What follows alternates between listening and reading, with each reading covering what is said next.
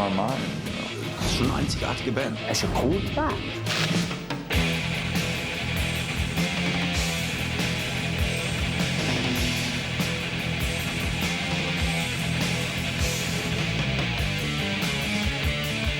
I really like the logo.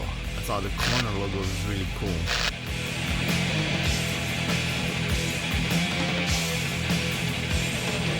Musikalisch waren die uns alle haushoch überlegen. Corona has been a reference for many musicians, many bands. Der ganz heutige Death Metal, der hat so viel geholfen. Ich meine, lass mal die Gitarristen und die Arrangements. Corners sind Wegbereiter, die einen Erfolg wie Eluvati jetzt heutzutage ermöglichen. Corona hat zu den Bands gehört, die jeder als Musiker so geschaut hat. Einfach nur schnell spielen war es nicht, sondern was gespielt wird. Es hat Parts von Ravel, Debussy.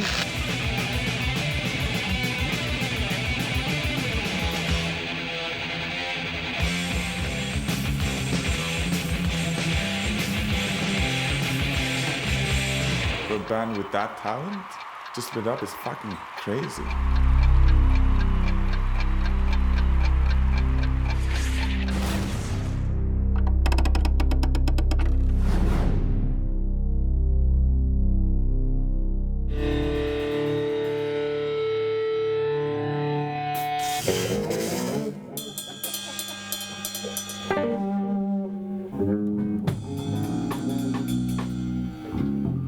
Am Anfang haben wir es gar nicht vorstellen, dass ich das eigentlich wieder mal anbringe.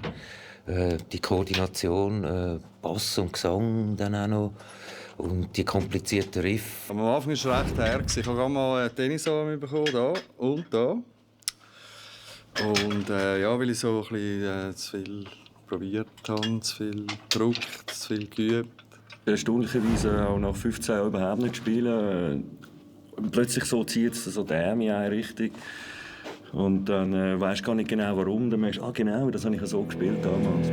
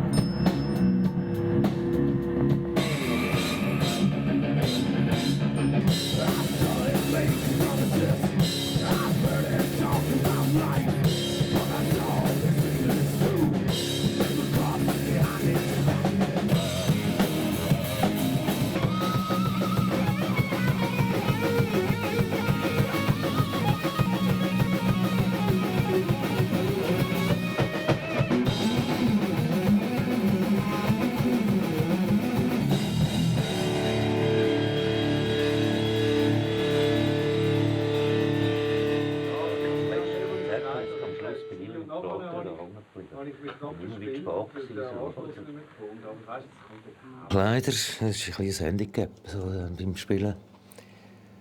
Es gibt es halt, wenn man zu wenig oder zu viel spielt. Es ist eine Gratwanderung. Meistens sagen wir so, hey, wieso haben wir nicht Blues gemacht oder irgendetwas Gemütliches.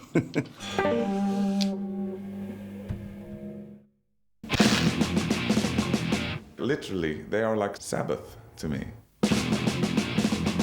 They made me realize that like playing heavier or faster or more extreme doesn't necessarily have to mean that you're being a shit musician.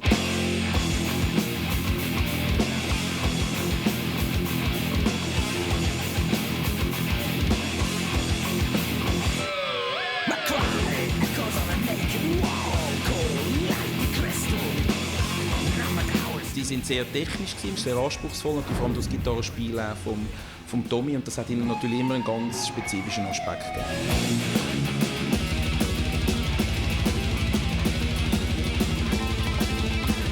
What they were doing, they were great at doing that. the technical stuff, man, they were masters of that. And we really weren't. We don't have those skills. I was impressed because of their technique, you know, and they were way better musicians than we were, you know. You know, they could play what we sampled.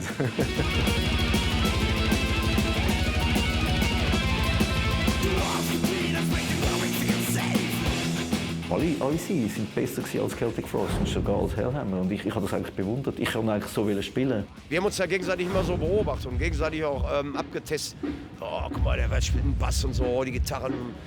Klar, man hat ja auch andere Musiker bewundert. Und ich habe Corona auch immer bewundert, weil die so musikalisch gut waren, weißt du. Und trotzdem so eine harte Schiene fahren, weißt du. Und na klar, das war schon auch für uns Inspiration.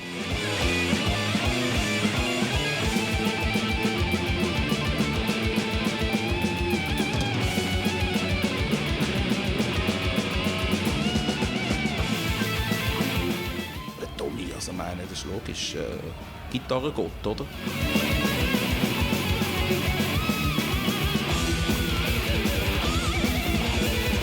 Das war zu der Zeit, glaube ich, der schnellste Bassist, den ich bis dahin gesehen habe.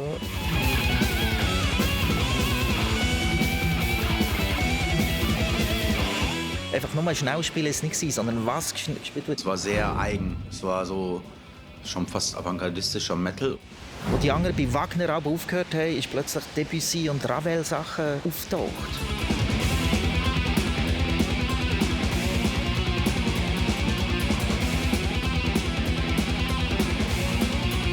Das, was sie gemacht haben, haben wir hier in Solothurn gesagt, Hüttenlaufrock. Oder? Einfach das Zeug und wir wollten nicht so viel studieren. Wir wollten einfach neben dem Spielen noch runterschauen, wer in der ersten Reihe was für Frauen sind. Und wir wollten nicht die ganze Zeit auf dem Griffbrett bleiben.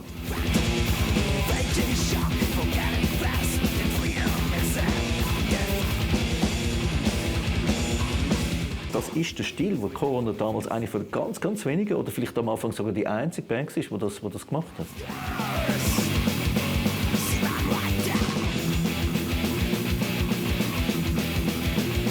They made me realize that extreme music doesn't have to be just extreme. It could be beautiful. It could be on a higher level.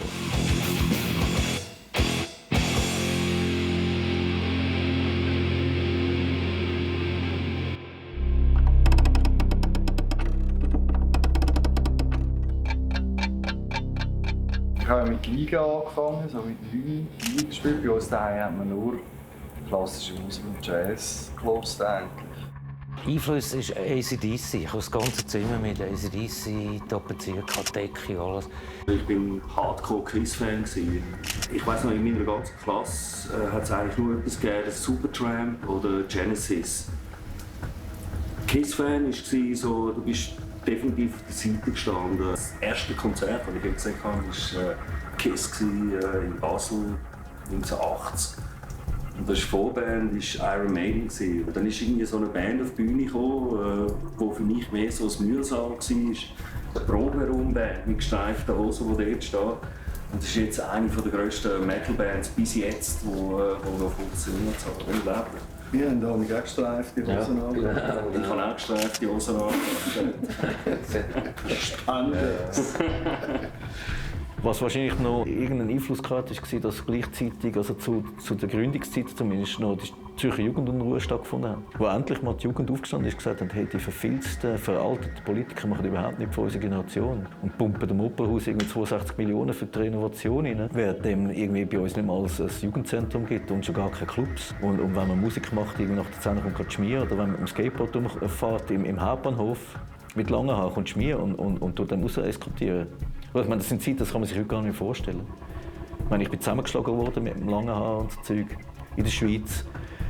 Und darum, die beiden Bands sind natürlich schon aus einer gewissen Rebellion entstanden. Das war ein kleiner Kreis in der Schweiz. Man hat sich getroffen der Heavy Disco hat das geheissen, im Café Harras in Kloten. Und dort sind eigentlich mehr oder weniger all die Leute abgehängt. Ein Jugendzentrum, wo es einen Raum gegeben hat. Und dort ist einfach der maximal harte Sound gelaufen. Vor allem Jungs waren da, die Air-Gitarre gespielt haben, eigentlich die ganze Nacht. Heute wahrscheinlich unvorstellbar, aber das ist tatsächlich so gewesen. Und es hat noch einen massiven Austausch gegeben. Also Demo-Tapes sind umgegangen, Bands, die man nicht kennt hat, aus Amerika. Der Groove war eigentlich, dass die Möglichkeit da ist, dass man etwas machen kann, ohne einen Major-Vertrag zu haben. Eine Sache, die der Marc da erzählt hat, habe ich überhaupt nicht mitbekommen. Ich bin irgendwie meistens so daheim gehockt und habe Gitarre geübt. Plattenvertrag oder auf Tour gehen, das habe ich mir dann gar nicht überlegt. Ich wollte einfach jedes Solo von Eddie Van Halen nachspielen. Das hat mich interessiert in dieser Zeit.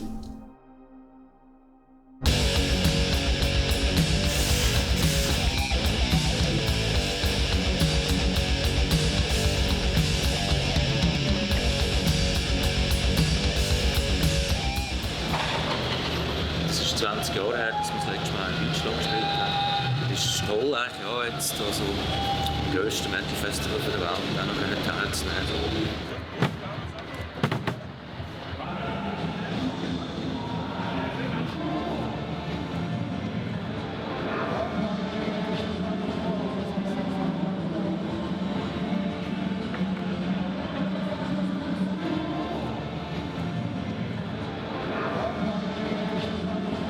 Lampenfieber, das ist ja extra so gemacht, oder, dass man nicht einschläft. Oder? Also, ich bin schon so nervös gewesen, dass ich so fast lethargisch geworden bin. Totale Müdigkeit bekommen. Aber nein, jetzt ist schaue jetzt dem Klasse entgegen, schauen wir mal.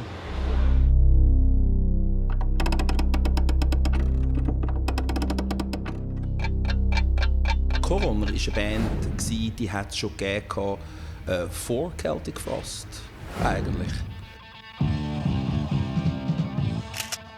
Zu der Zeit, wo Hellhammer am Start war, hat es Corona schon gegeben. Der Marky war dort der Schlagzeuger.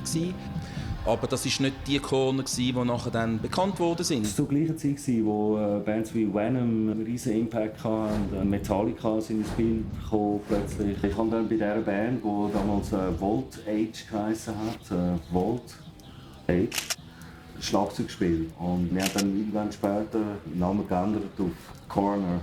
Die Band hat damals, glaube ich, auch schon Gigs gespielt, also recht professionelles Auftreten gehabt. Auch die ganze grafische Gestaltung hat dort recht seriös gewirkt, mit umgekehrtem Kreuz und Pentagramm und allem, was dazugehört. Das hat damals auch schon der Marky gemacht. Einer der zwei Gitarristen von der ersten Corner-Inkarnation, der Oli Amberg, ist ja nachher dann auch tatsächlich bei Celtic Frost dann mal dabei gewesen in der Cold Lake-Ära. RS, das war dann so der massive Einschnitt. Ich kam dann ins Militär. Ich weiss noch, die Jungs gesagt, ja, ich komme dann zurück, es geht nicht lang, ein halbes Jahr, ich lasse die Haare wieder wachsen, zurückkommen und die Band hat nicht mehr existiert. Die Thrash-Metal-Inkarnation von Corona, das ist ja dann entstanden mit dem Tommy. Ich habe immer wieder in einer Band gespielt und so. Ich habe immer geschaut, dass es eine Band ist, die einen anderen Gitarrist hat, und dann von dem alles abgeschaut und dann bin ich in der nächsten Band. Und irgendwann bin ich mal in einer Band gelandet, die der Ron war. Wie auch geheissen? Diamond.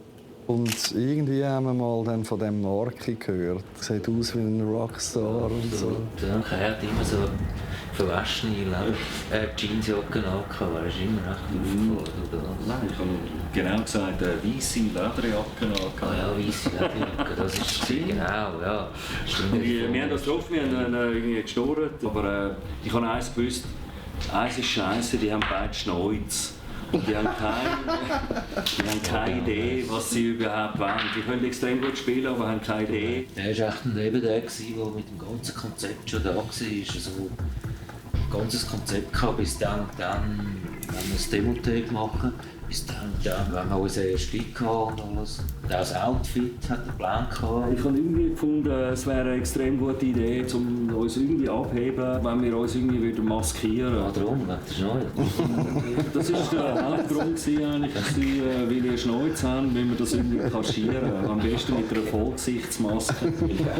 Und ich habe einen kennt, der dazu mal in einem Schwulenshop geschafft hat, der so S&M-Masken gebaut hat aus Leder.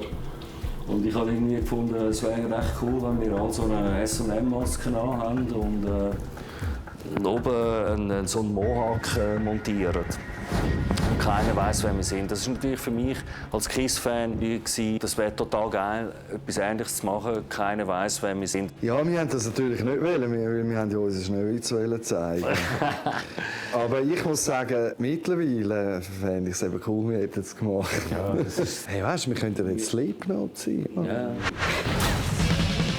Haupteinfluss zu dieser Zeit ist definitiv Merciful Fate, Yngwie Malmsteen. Mit Sicherheit, ja.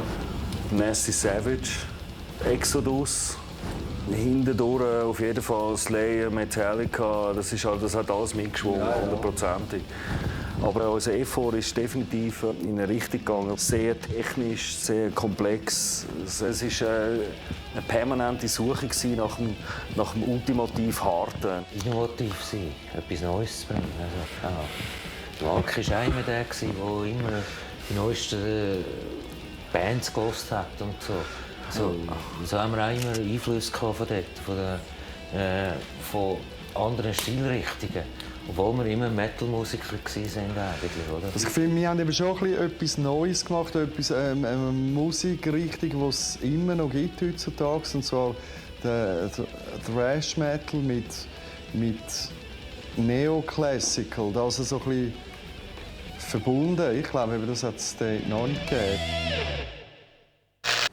I have some kind of a theory about Swiss music. Gerade die Schweiz war eben immer eigentlich schon bekannt für ein bisschen spezielle Sachen. Young Gods zum Beispiel.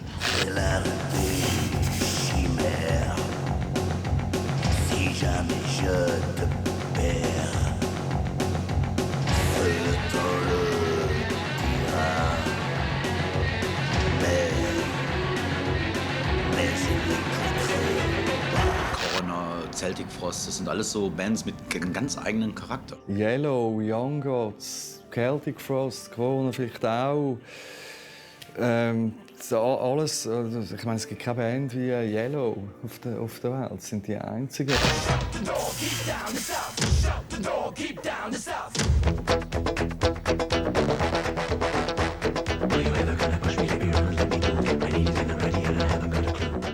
We have these different vibes, you know, with the German part, the French part, the Italian part. Ich weiß nicht, ob es am Land liegt, an diesem Land, oder ob es an den kulturellen Einflüssen liegt, die ja echt vielschichtig sind. The one that can go beyond the borders, they can export themselves, are the ones that play the card of putting all these elements together from different cultures, you know. Was ich wahrgenommen habe, international, war, die Leute haben gesagt, hey, wow, die Schweiz. Hat man bisher eigentlich nur durch Krokus wahrgenommen, so AC/DC-Kopie damals, oder? Und heute auch. Und nachher hat es plötzlich geheißen, oder es gibt in der Schweiz Young Gods, tönt völlig einzigartig, es gibt Corona, tönt völlig einzigartig, es gibt Celtic Frost, tönt völlig einzigartig. Und dann ist die Schweiz plötzlich bekannt worden als ein Land, das nicht viele Bands ausbringt, aber die Bands, die jetzt gerade angesetzt sind, sind alle etwas ganz Eigenes. You know, you have to fight against the competition of just choosing out and watch it. Metal and rock breaks down those stereotypes, you know. Because even in Brazil, if you look at the stereotype of Brazil, it's like beaches, football,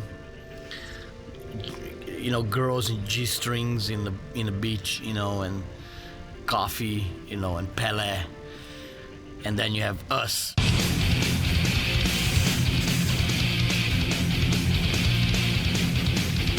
Death metal, you know, was not supposed to happen, but it did.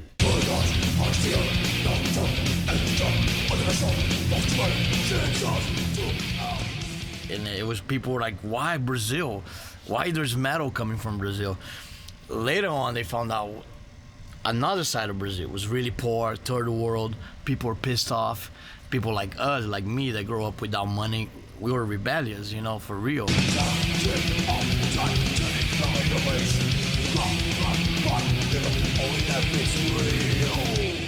So I don't think the fact is from Switzerland because it's like banks and clean and organized. Would have got in the way. I don't think. In fact, me and my friends, when we used to talk about Switzerland, about Celtic Frost, we always imagined like the Swiss Alps and cold, and we always thought maybe Celtic Frost lives in a cavern, in the Swiss Alps. That's our imagination, you know. It was kind of like that. We like to, you know, imagine they were like really kind of cool barbarians living in the mountains, and of course they weren't, you know. That was just us imagining that. Szene, die Freaks, die wirklichen Fans, die haben natürlich wissen, wo hat es was, in welchem Land. Und je exotischer das Land war, umso spannender ist es eigentlich, die Bands zu entdecken. Ich habe es als interessant gefunden, also auch mit Celtic Frost übrigens, ich habe es als interessant gefunden, dass es hier noch in dieser Art von Metal wirklich auch noch Schweizer gibt, wo das safe gesättigte Gebiet hier in diesem Land, oder? Wo jeder Schulter klopfen und einfach der Hunger irgendwie ein bisschen erlöscht, oder? Dass es hier Bands gibt, die wirklich in den verunreinigten Staaten von Amerika einfach richtig etwas machen. Da habe ich riesen Respekt vor jeder Band, die das macht, oder? Und die haben sicher dazugehört, die Corona. In Nordamerika ist es krass. Wenn du sagst Schweiz, dann kommt gerade Corona rein, so. Lang bevor in Krokus oder Celtic Frost etwas kommt. Von der Schweiz zu kommen war fast eher ein Vorteil. Du bist aus einem Land gekommen, wo es eine überschaubare Szene gegeben hat. Ich glaube, es wäre schwieriger gewesen, zum Beispiel in Amerika irgendwie gleich weit zu kommen im gleichen Zeitraum. Vielleicht innerhalb von der Schweiz war es schwieriger gewesen. Aber von der Schweiz zu kommen und im Ausland Fuß zu fassen, war eigentlich fast einfacher gewesen. Es spielt keine Rolle, ob man irgendwie mit irgendwelchen 16-jährigen Metalheads aus New York redet. Bei denen ist Corona genauso ein Begriff wie bei alten Hasen quasi. Und das ist, ja, finde ich, etwas Schönes und etwas Wertvolles, was Corona da erschaffen hat. Und es ist auch etwas, was, also ganz blöd gesagt, mich ein bisschen stolz macht, dass das halt eine Schweizer Band ist. Beim ersten Gig, den wir in Deutschland gespielt haben, haben so Schweizer Schweine angerührt. Im Ernst?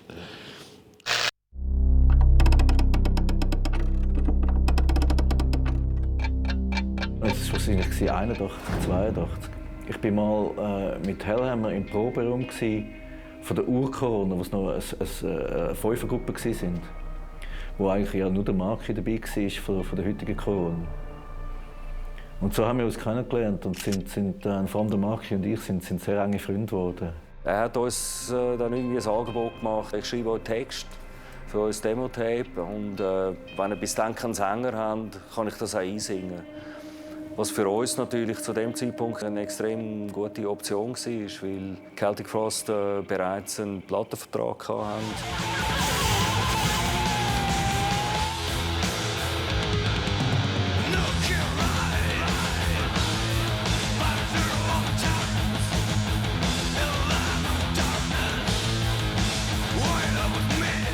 Ich hatte zwar in der Schule immer gute Noten im Singen, aber ich habe dort gar noch nicht gesungen. Oder?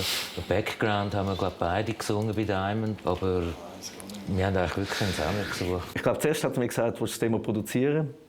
Und dann ist noch gekommen, willst du noch die Lyrics schreiben? Und dann ist noch gekommen, willst du noch den Gesang machen? Und es ist ein Wunder, dass ich nicht noch Schlagzeug spiele und Gitarre spiele drauf und den Bass selber mache.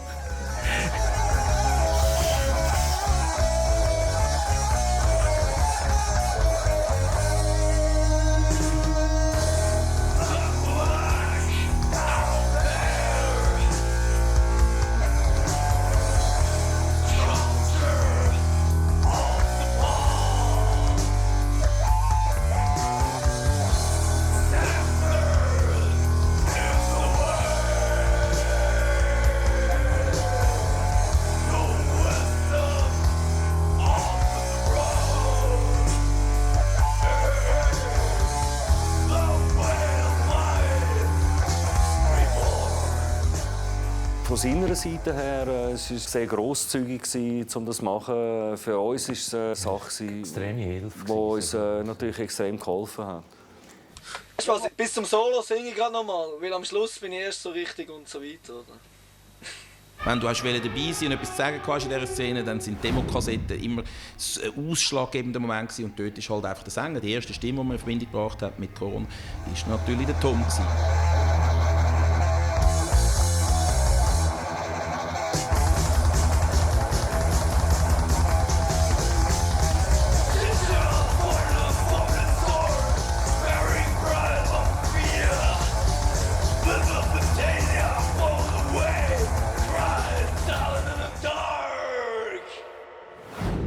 Als wir das Demo-Tape fertig gebaut haben, war dann ein Thema, Celtic Frost brauchen Roadies. Sie sind ja dann unsere Roadcrew geworden. Wir haben Roadies gebraucht für eine grosse Tournee mit Celtic Frost nach Tomegatherion. Die erste Amerika-Tournee, die wir getourt haben, mit Voivod und am Anfang auch Running Wild, die noch dabei waren, war der Mark der Schlagzeug-Roadie und der Tommy der Gitarre-Roadie. Sie sind sehr erfahrene Musiker, besser als wir. Und wir haben sie dann gefragt, würdet ihr das machen? Also es ist vor allem auch darum gegangen, wie es eine US-Tour ist.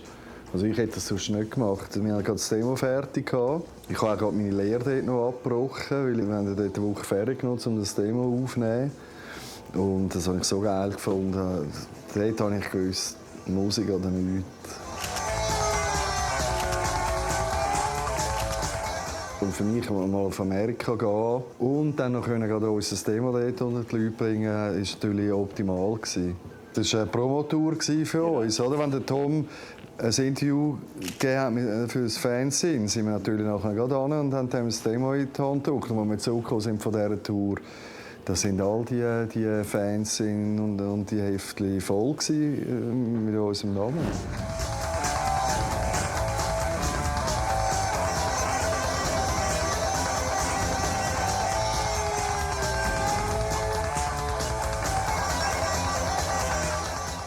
Aber auch hart. Das war eine extrem harte Tour. Wir waren dort noch nicht die grossen Celtic Frost. Es war ganz, ganz harte Arbeit.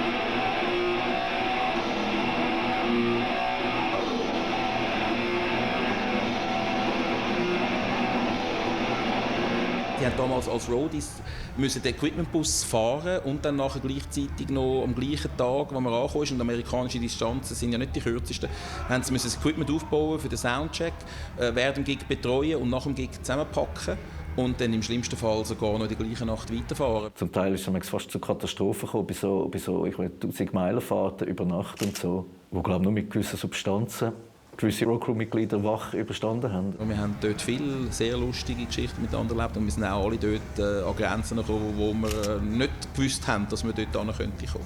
Das war ich 19, dort zuerst mal im Rainbow Club in LA, unglaublich. All Stars dort. Ja, es war wie im Film. Ja. Bei Martin und mir war es so, wir waren aus kleinen Bauerndörflich und wir haben, oder so wie wir ausgesehen haben, wie wir rumgelaufen sind, hat uns in der Schule kein Mädchen noch mit einem Stecker anlangen. Und dann gehst du auf Tournee und die wunderschönsten Mädchen kommen da gestylt in Miniröcken und wollen einfach nur mit dir im Hotelzimmer sein und ich weiss nicht was. Ich wollte ja sehen, wer da oder nicht schwach wird. Ich meine, das war das Paradies und für uns völlig unerwartet. Die erste Tour, oder? Und natürlich, wir haben Crew und Band. Wir haben uns dem völlig hingegeben.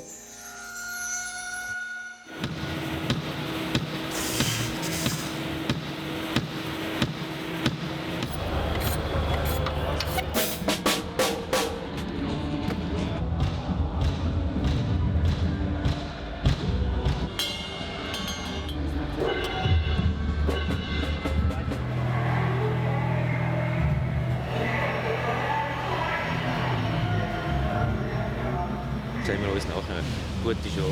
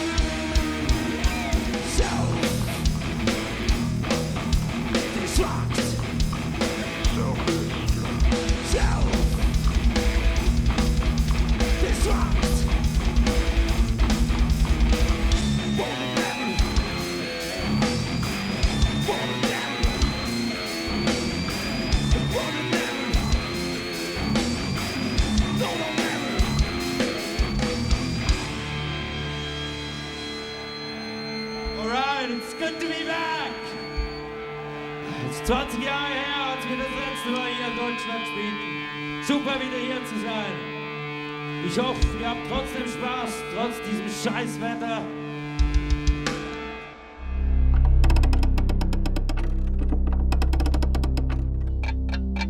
Als ich die ersten Bands unter Vertrag genommen habe bei Noise Records, ging es nicht darum, dass ich Talente im klassischen Sinne unter Vertrag nahm, die eine Marktchance hatten, sondern ich habe einfach gesehen, dass es da eine Szene gab, die intensiv war, wo der alte Metal, also in Europa war es New Wave of British Metal, der dominant war mit Iron Maiden, Priest und einer ganzen Reihe anderer Bands, der war steril geworden.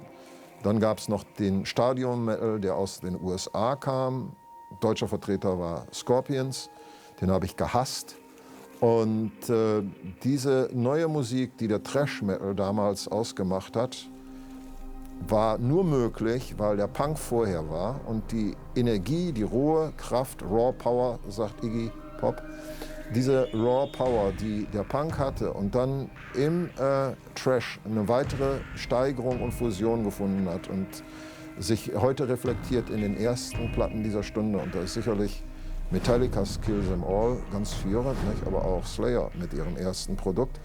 Und das hat mich fasziniert. Wir reden von der Mitte 80er Jahre. Damals war noch die Diktatur von der Plattenindustrie, wo alles nach bestimmten Sachen laufen musste, wo die genau können sagen, was funktioniert, was nicht. Nicht so wie heute, wo Bands viel mehr Power haben.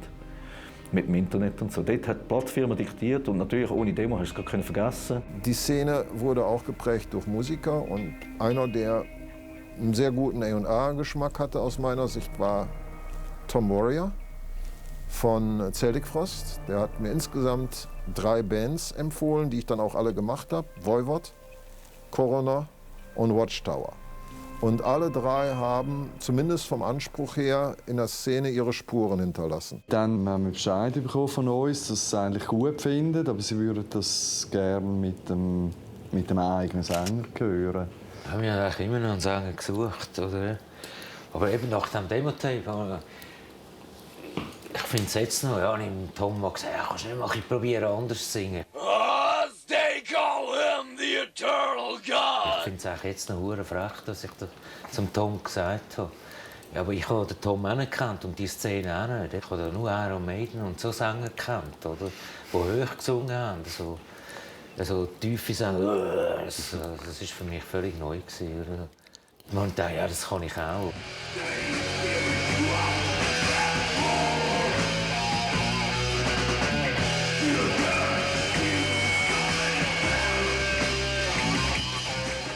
Das war eine Übungsraumaufnahme, wirklich einfach so ein Ghettoblaster in der Mitte des Übungsraums Aufnahmen gedruckt und live irgendwie 3 Songs reingeholt.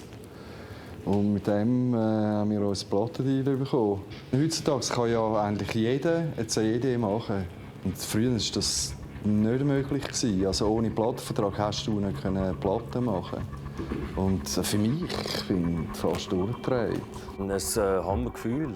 Es war dann auch gerade die nächste Meldung, dass wir in Berlin werden unsere erste Platte aufnehmen mit dem Harris Jones. Auf jeden Fall fand ich, dass Coroner eine interessante Band ist. Die waren also auf jeden Fall auch sehr eigen.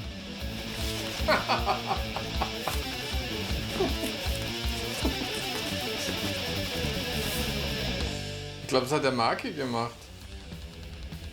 Einige Stücke sind sehr schnell. Und der Bassist wollte, oder hat auch, die Gitarre mitgespielt. Allerdings hat man den Bass dann kaum gehört, weil so eine Bassseite ist irgendwie ziemlich dick und träge. Und wenn man die total schnell spielt, also die kann man praktisch zu schnell spielen, da kommt kein Ton raus.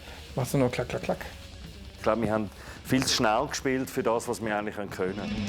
Ja, das stimmt. Wir haben immer an der Grenze gespielt vom Machbaren für uns dazumal.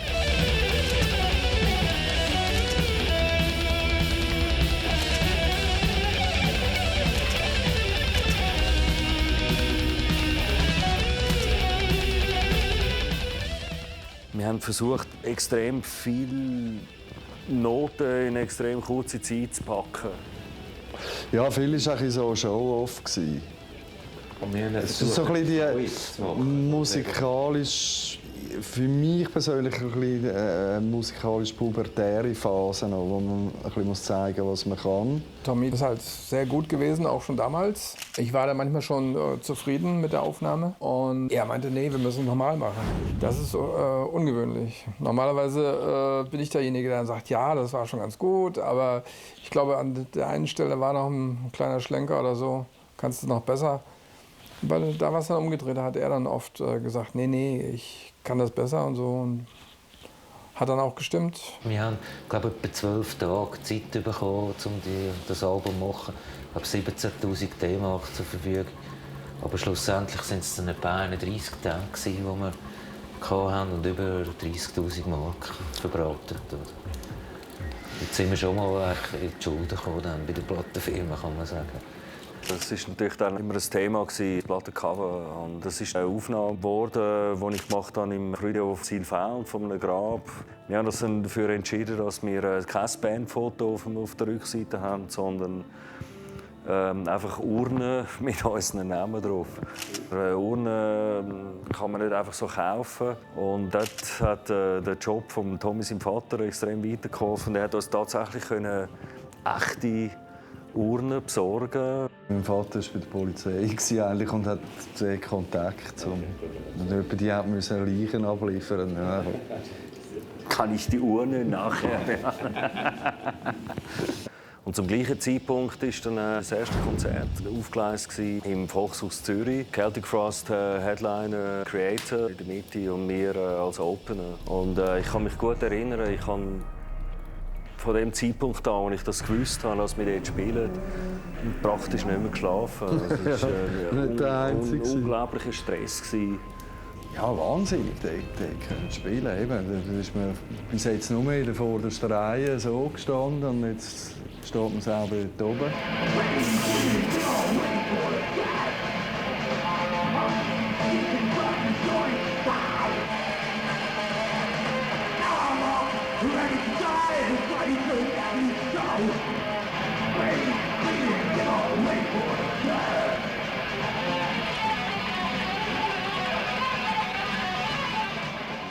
Ich hätte mir nie geträumt, oder, überhaupt da mal auf dieser Bühne zu stehen. Und dann geht das erste Konzert im Volkshaus. Eine total intensive Zeit.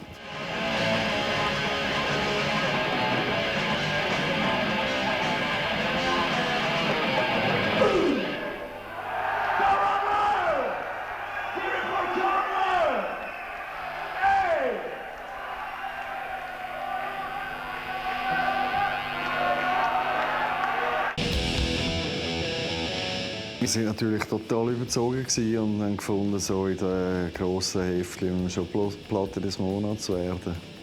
Das haben wir dann mit der ersten noch nicht geschafft. Wir sind extrem gut aufgenommen worden. Mit R.I.P. ist super gelaufen. My band was formed by another guy, a singer, and he had the Rest in Peace record. And I was blown away. I love Ron's voice. I'm not sure brutal is the right word, but it's just like what we say in Sweden, it's pondus, authority. You know what I mean? Like, this is how it is. That's how it sang, you know.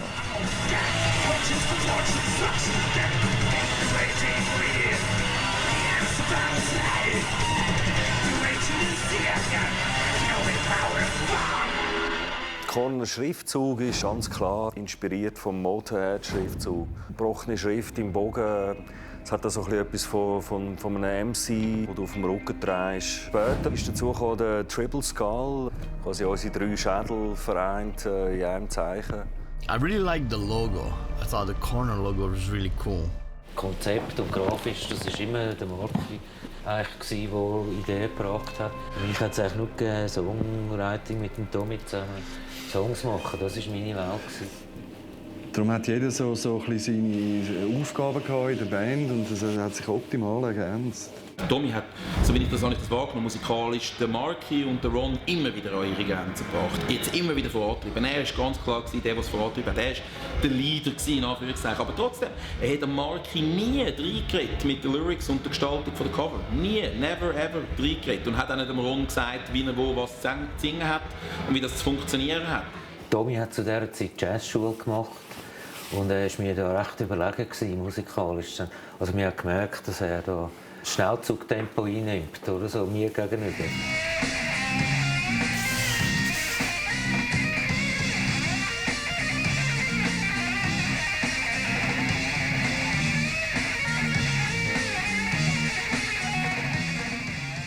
Ich habe wegen dem Cover für Punishment schon lange Zeit vorher Hell's Gate von Auguste Rodin im Auge gehabt. Hat eine sehr schöne Szene in dem Relief von dem Tor. Geplant war ein Fold-out-Cover mit frontseitig dem Rodin-Motiv, inseitig ein Bandfoto mit einem Skelett, das Giga spielt.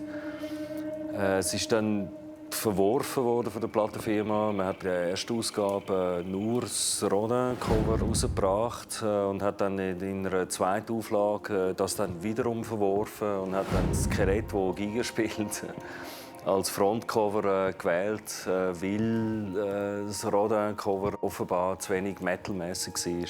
Ich denke, dass alles, was man macht im kreativen Bereich, konfliktträchtig ist, wenn man das als Team macht. Und dass man da diese Konflikte auch austragen muss. Und dass sich dann manchmal der Stärkere durchsetzt und der Schwächere weint, das habe ich durchaus öfter erlebt.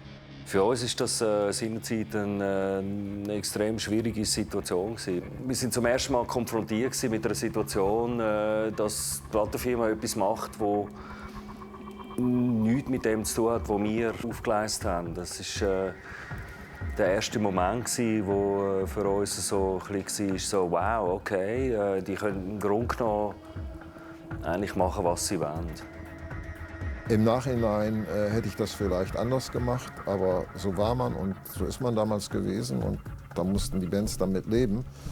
Es kam sicherlich auch daher, dass in der Regel die meisten Metal-Bands, gerade was Präsentation und Visualisierung angeht, keine konkreten Vorstellungen haben. Und dass man dann gezwungen war, bei sag ich mal, 80% der Bands seine eigenen Vorstellungen an die Band ranzutragen, weil da ja wenig kam. Und dann, wenn bei Bands irgendwas kam, hat man dann trotzdem sein Raster gehabt und erstmal die schon wieder mit seinen eigenen Vorstellungen konfrontiert.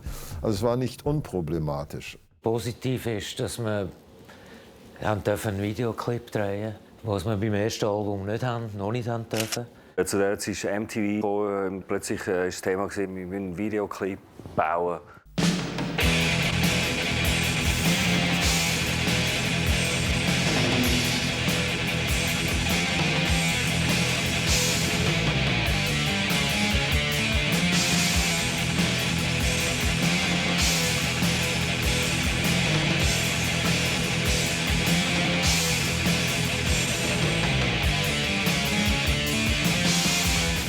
I watched that video like 1,000 times, I think. You know, just seeing Ron do the, you know, on the bass. It's like, how can you play that like that on the bass? So I've been a fan ever since.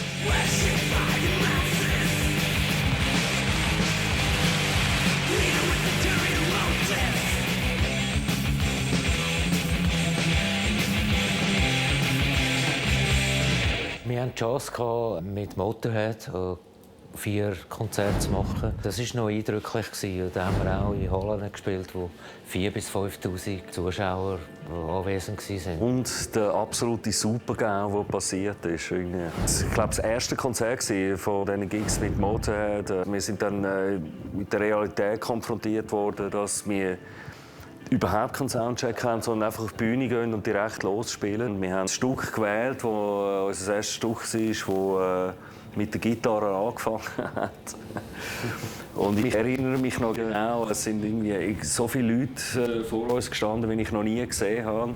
Und ich sehe, der Tommy fängt an zu spielen und Ich höre ihn nicht, ich hatte keinen Monitor. Es war komplett ohne Musik. Ich habe ihn nur gesehen, sich bewegen und irgendwas machen. Ich hätte auf das einsteigen, wo er spielt. Und bin dann irgendwann eingestiegen, natürlich total falsch, und in seinen Kopf spritzt so zurück mit einem empörten Gesichtsausdruck.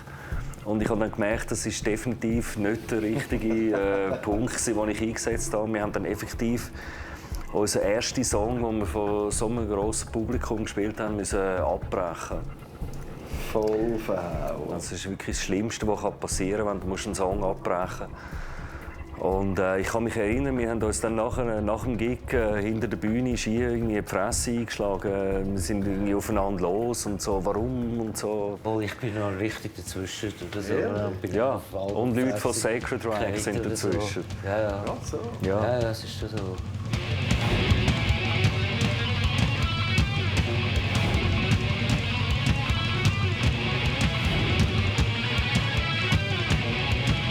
Mit dem No More Colors Album, dann muss ich sagen, dort ist ein kleines Meisterwerk geschaffen worden. Und da muss ich sagen, Respekt, das ist cool.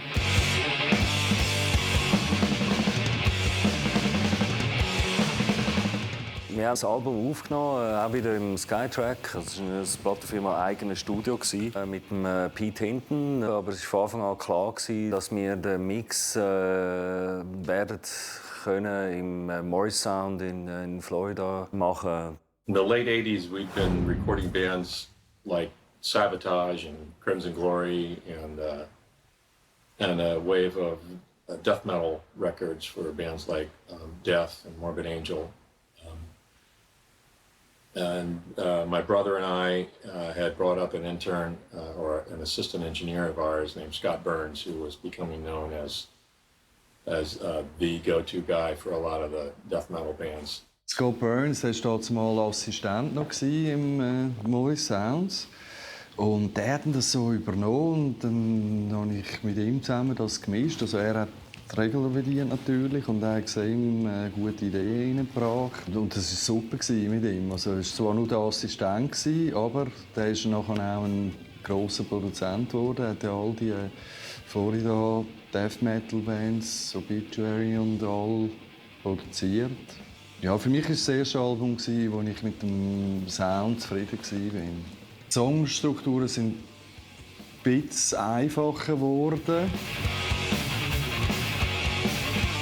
Ein bisschen weniger Technik drin und ein bisschen mehr Riffs, wie wir gemerkt haben bei den Gigs. Wirklich einfachere Sachen ein bisschen besser.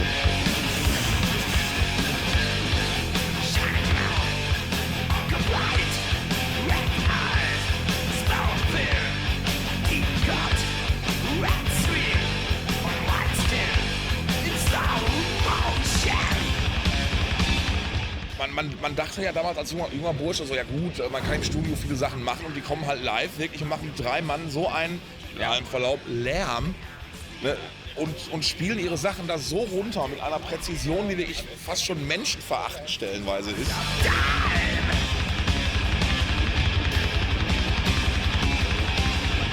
I mean, it's like the fucking cream of death metal. 3-piece. Just playing amazing fucking Heavy Metal Music. Da kann man nicht viel tricksen. Wenn da 3 Leute auf der Bühne stehen, das ist harte Arbeit. Da muss man die handwerklichen Fähigkeiten dazu haben und auch die Kreativität, um das umzusetzen.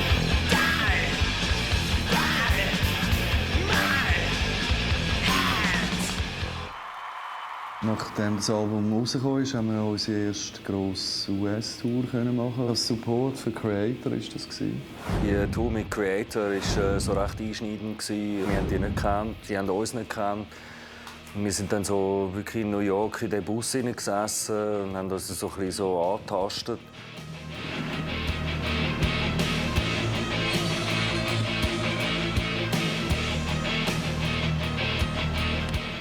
Und halt auch nur die 3. Viele Bands kommen wenigstens mit einem Begleiter oder einem Techniker. Und die kamen halt, klar, etwas verschüchtert bei den Ruhrpottlern in den Nightliner. Und ich glaube, es hat nur 3 Tage gedauert. Da waren sie Teil der Familie.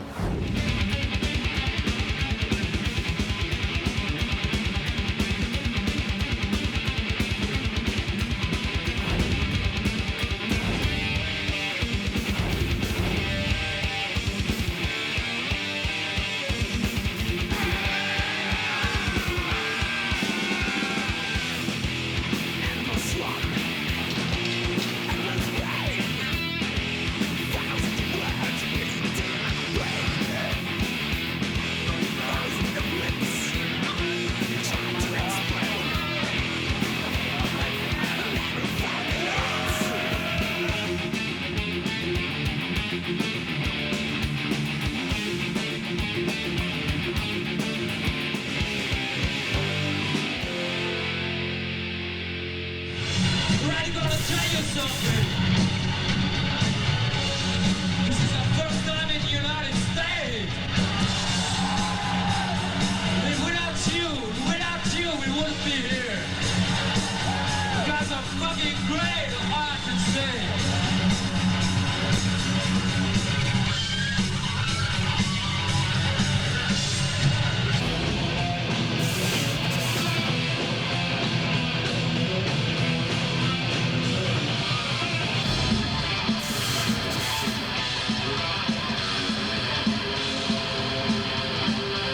We are back of the country club, Reseda, California.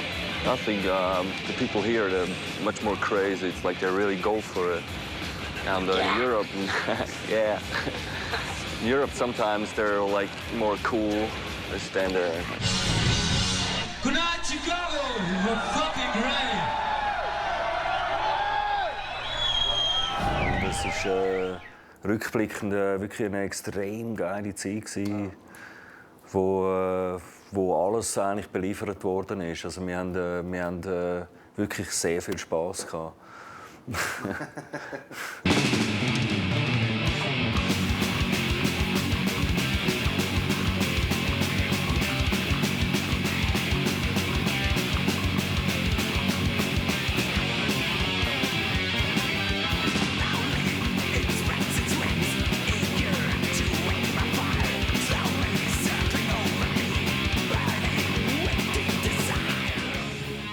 Haben wir schon ein bisschen probiert und ziemlich viele Partys gemacht. Und ja, ich glaube, jeder für sich hat dann gemerkt, dass das, wenn es so weitergeht, ist das ungesund.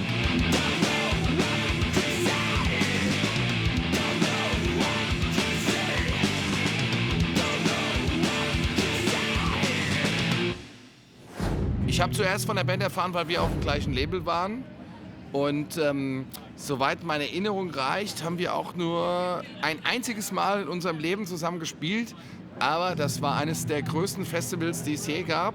Das war das Thrashing East Festival, kurz nachdem die Mauer in Berlin gefallen ist. Das war Februar oder März 1990. Da haben 4 Noise-Bands gespielt. Creator war Headliner, Sabbath, Corona und Tankard.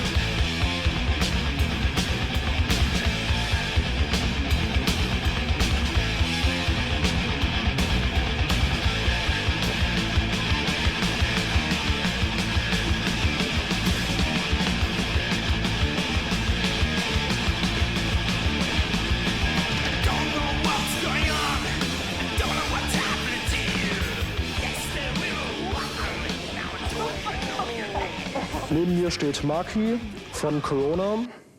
Unschwer zu erkennen, ihr habt den Gig bereits hinter euch. Gerade sind Sabbath von der Bühne gegangen, ihr wart die Opener und ihr habt tierisch abgeräumt, das darf man wohl so sagen, ne? Wie ja auch auf dem Video zu sehen ist. Was sind so deine Eindrücke? Ja, es war eben so ein bisschen Versuchskaninchenmäßig. Also es sind ein paar Sachen schiefgelaufen, so monitormäßig und so ein paar Ausfälle, aber sonst war es total geil. Also echt, die Kulisse war auch Wahnsinn. Ne?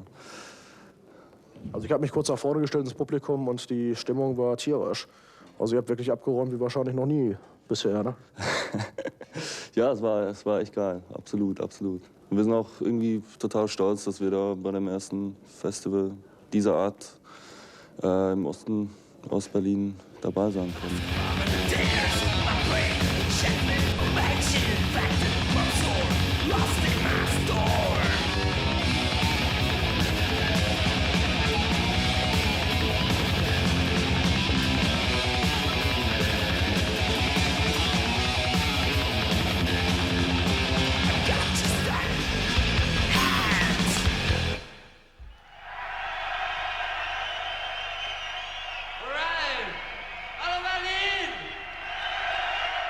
when the guys were here to work on No More Color, I got to know Tommy and Marky. Ron didn't make the trip with them, but I got to know Marky and Tommy pretty well during that time, and I really liked them both. We got along well, had similar tastes in music. So I was really excited actually when Karl Walterbach called and asked if I would be willing to work on the next Coroner album.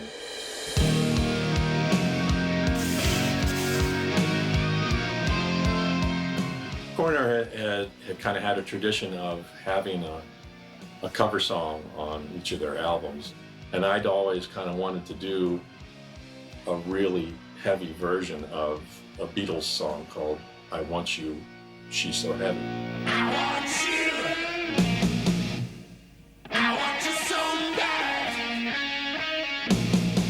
I want you. So when we were working on Mental Vortex, we talked about what we could do arrangement-wise and to make it into a more metal version and make it something that Coroner would play and not just the Beatles. She's so.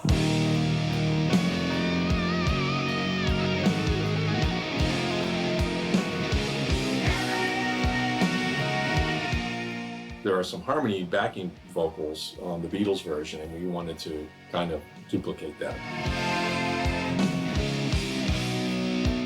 I think Marky knew some background singers, a couple of women in Berlin that he invited to come in and record, and they were a miserable failure at it. They couldn't sing on pitch.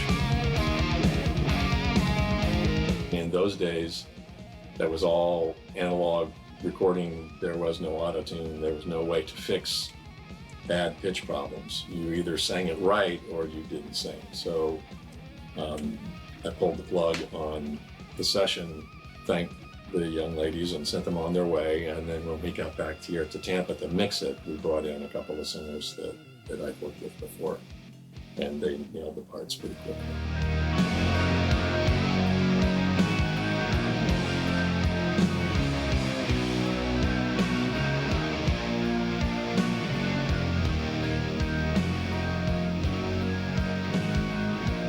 Im Moment bereiten wir uns wieder für eine Tournee vor. Die wird am 10. Oktober starten in Den Haag. Und ab dem 20. werden wir wieder auf US-Tour gehen bis Ende Jahr. Und nachher werden wir noch den Rest von der Europa-Tour weitermachen.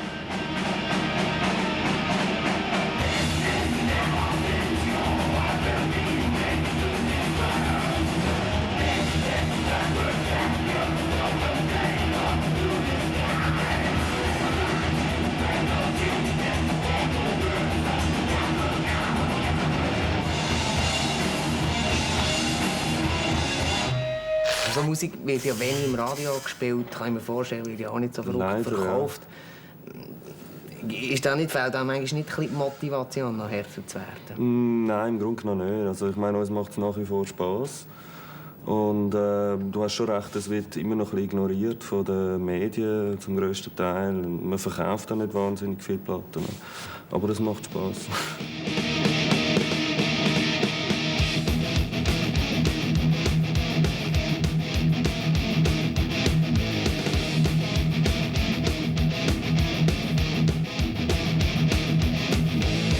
Coroner waren sehr, sehr technisch, sehr komplexe Songstrukturen für die damalige Zeit, viel Wechsel, viel Breaks, was anspruchsvoller war zum Hören und dementsprechend halt einfach vielleicht auch nicht so eingängig war.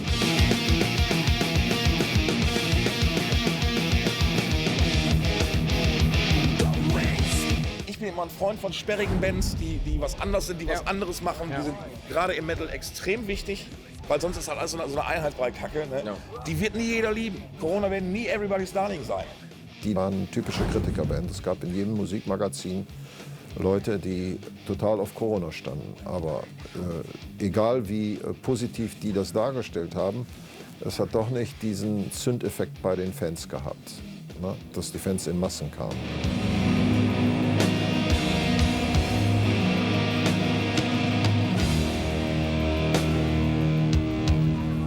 Wir hatten so einen etwas höheren Anspruch, intellektueller Metal oder intelligenter Metal oder technisch fortgeschrittener Metal zu sein. Und das war eben halt nicht die Haut-Druff-Nummer, die mit Hooks und Zugänglichkeit auf den ersten Blick daherkam. Und insofern hat Coroner sicherlich in der Trash-Szene nie im mittleren Teil mitgespielt, wo der Sog war und wo die Szene sich entwickelt hat.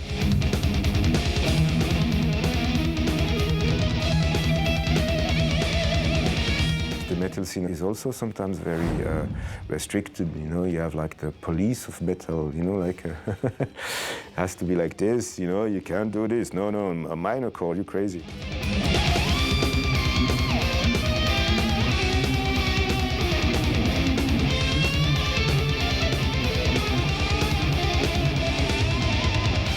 Also ich habe da oft die Emotion vermisst und gesucht. Corona war sehr kalt. Sehr kalt, genau. Vielleicht nicht, also einfach kühl, distanziert, schwitzerisch, ich weiß es nicht. Aber was auch wieder zu der Einzigartigkeit natürlich beigetragen hat. Die Musik hat auch etwas Kaltes und ist irgendwie etwas, ja, man kann fast sagen, auch manchmal schon seelenlos. Also sie weniger den Blues drin hat, als es viele andere Metal-Bands haben. Es ist mehr technischer Metal.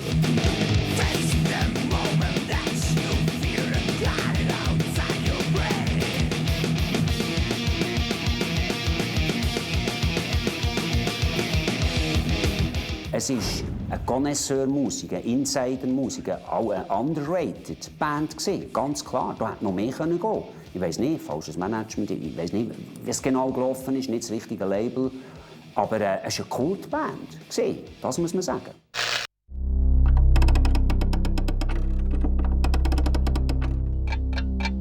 Was für mich zunehmend das Problem geworden ist, ich habe immer mehr gemerkt, wir haben ein Publikum, das sehr orientiert ist auf der technischen Seite. Wir sind immer mehr in eine Ecke gedrängt worden, eigentlich, wo wir gespielt haben. Und es hat ein Publikum gehabt, das wie mitgeschrieben hat und aufgepasst hat, ob irgendetwas nicht stimmt, wie sie es von der Platte kennen. Also ich habe mich irgendwie gefühlt, ich mache Musik, die verstaubt ist. Ich habe das Gefühl gehabt, ich bin gefangen in einer Szene, wo Party gelaufen ist. Mich hat es immer weniger interessiert, müssen täglich proben, um die nötigen Skills zu haben, um dem noch irgendwie gerecht zu werden. Und da ist, glaube ich, so der Punkt langsam gekommen, wo wir uns ein bisschen auseinanderbewegt haben.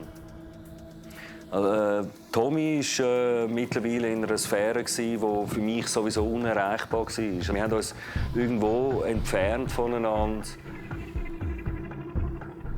Mehr in einer technischen Seite und ich mehr in einer Seite, die vielleicht mehr vom Gefühl, vom Bauch her kommt. Ich sehe das eigentlich nicht so als Problem. Ich würde es sogar als Vorteil werten, oder? Ich finde, das hat eben genau die Band ausgemacht. Ich glaube, ohne Mark wäre es dann eben vielleicht zu technisch und zu steril geworden. Er hat genau das nötige Gegengewicht gegeben, das ich gebraucht habe. Green war schon schwierig. Wir wollten einfach das geilste Album machen. Und das Album tönt halt eben gut, wenn es auch genau gespielt ist. Das ist einfach ein physikalisches Gesetz. Und der Mark hat wirklich leiden. Wir haben es auch übertrieben dort. Also es wäre auch nicht nötig gewesen, so extrem. Und das hat Spannungen gegeben, ja, im Studio.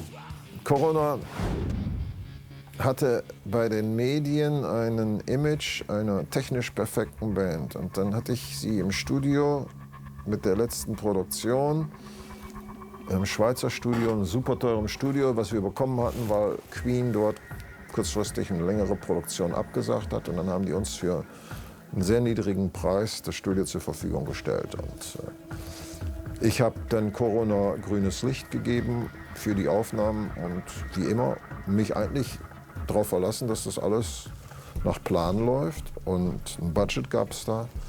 Und dann ist die Band im Studio verschwunden und ich im Urlaub verschwunden. Ich kann mich erinnern an Situationen, wo ich gefühlte 2 Wochen in dem Studioraum gehockt bin, mit einem Kopfhörer, mit Gaffer-Tape um den Kopfhörer gewickelt, dass er nicht wegrutscht beim Spielen. und habe irgendwie zum 2000. Mal den gleichen Teil eingespielt. Und ich kann mich erinnern, ich bin irgendwann in den Regieraum gelaufen und habe wirklich gefunden, jetzt ist wirklich gut, jetzt stimmt's. Und dann ist der Tommy so schnell runtergekommen vom Raum. Wir haben dort auch gewohnt in diesem Studio und hat so gefunden, ja, das könnte man noch mal, oder ich weiß auch nicht. Das ist auf jeden Fall, das ist die Situation, wo man definitiv, also was mir dann definitiv ausgeklingt hat und es dann physisch geworden ist. Also es ist fast dank dem Woko, der dazwischen gesprungen ist. Der Woko auch gekommen. Jetzt musst du schnell kommen. Und hat die Pizza an die Wand gerührt und sind aufeinander los. Und, ja. Und als ich aus dem Urlaub zurückkam, das waren, glaube ich, 3 Wochen später, wollte ich dann wissen, wie der Stand der Dinge war. Und dann wurde mir gesagt, wir sind immer noch bei den Dramaufnahmen. Und da fiel mir dann nichts mehr ein.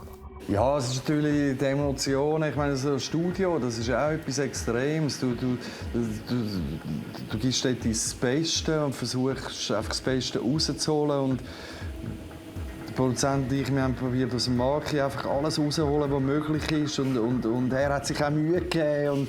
Und irgendwann haben wir es mal übertrieben. Normalerweise rechne ich bei einer Metalband und einem Album 3 bis 5 Tage Dramaufnahmen. Und nach 20 Tagen immer noch bei den Dramaufnahmen, das geht nicht.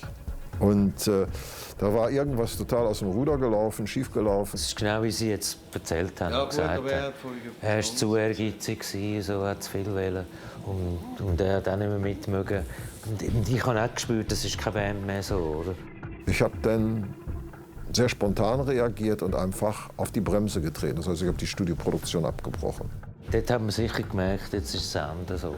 Dann ist das Produkt sozusagen zwangsweise im Hauruck-Verfahren fertig gemacht worden, damit die verlorene Zeit wieder aufgeholt wurde. Ja, das kam natürlich bei der Band nicht gut an und die Kommunikation war dann zerstört, weil mir wurde irgendwie nicht vermittelt, warum man 20 Tage für Drums braucht. Und die Band hat es auch nicht versucht, mir zu vermitteln. Und da war dann der Fallout passiert. Und ich glaube, beide Parteien waren müde. Die Entwicklungen in den Plattenverkäufen und im Markt, die waren nicht aufbauend, sondern stagnierend. Und dann als Konsequenz war es, glaube ich, dann auch die letzte Platte. Ich hatte einfach auch keine Lust mehr, technisch dem nachzufolgen, was der Tommy vorgeht. Und ich habe auch gewusst, dass für den Tommy irgendwie auch blöd ist, mit einem Schlagzeuger zu spielen, der technisch nicht dem folgen kann, was er vorgeht. Das Gefühl hatte ich. Ich glaube, das Gefühl hat sich bei allen so ein bisschen eingestellt. Jetzt beim Marke, so wie er es jetzt erzählt hat. Ich kann irgendwie gar nicht so weit mir das überlegt. Ich habe einfach Lust bekommen, mal etwas anderes zu machen, mit anderen Leuten. Oder nach 10 Jahren mit anderen Musikern, andere Erfahrungen, andere Interaktionen beim Spielen. Und ich glaube, es war einfach die Zeit zum Aufhören.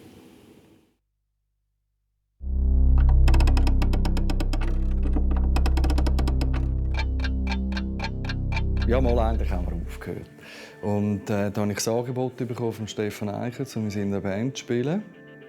Und die waren eigentlich schon auf Tournee. Das war aber gerade so die Seattle Grunge-Zeit. Da hat jede vernünftige Band einfach einen langhaarigen Gitarrist haben in der Band. Und es ist aber eben darum gegangen, ein Live-Album aufzunehmen auf dieser Tour.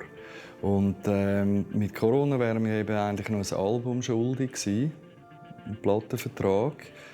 Und dann hat das natürlich gar nicht gepasst, dass ich da für jemand anderes aufnehmen will. Und ja, man hat sich dann einigen auf ein Best-of mit 4 neuen Songs drauf. Dann hat man das relativ schnell machen. Also dort hat es eigentlich die Band schon ein halbes Jahr nicht mehr gegeben. Ein halbes Jahr nicht mehr zusammengespielt. Ich habe dann die Songs, die neuen, mehr oder weniger im Alleingang daheim programmiert und gemacht und das im Studio und haben das eingespielt. Und ja, nachher bin ich mit dem Stefan Eicher auf Tour, lange Zeit. And I'm gonna be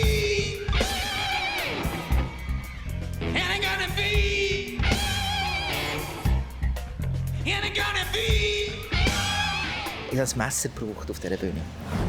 Das ist vielleicht, ich habe ein Messer gebraucht. Und dann eine ganze Küchenmannschaft bekommen. Ich hatte zuerst ein bisschen Angst gehabt, dass zum Beispiel Corona-Fans dann finden, so, was ist jetzt mit dem los? Das ist doch Metal und das ist... Und ich habe mir das auch, als ich das Angebot damals bekommen habe, überlegt. Aber ich finde, Stefan Eicher hat eben einen künstlerischen Anspruch. Das habe ich sehr gut vertreten.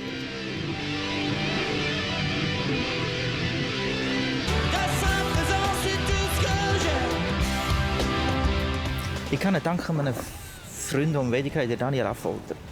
Der hat mir auch die ersten Celtic Frost-Alben gebracht und die ersten Corona-Alben. Und ich habe das angehört und gesagt, da ist etwas Spannendes. Ich habe sogar einen wunderbaren Tag mit ihnen verbracht in Paris, wo ich das Porträt getragen habe. Und sie hat gesagt, wer möchte ihr einladen? Ich habe gesagt, ich würde gerne die Corona einladen. Ce groupe de Zurich que j'aime beaucoup, qui s'appelle Corona. Die Jungs sind ja vorher noch, weil sie in Paris waren, ins Disneyland. Ich habe gesagt, ins Disneyland? Ja, wir sind voll LSD. Also die Jungs sind morgen aufs Disneyland voll LSD und am Abend sind sie bei Arte spielen.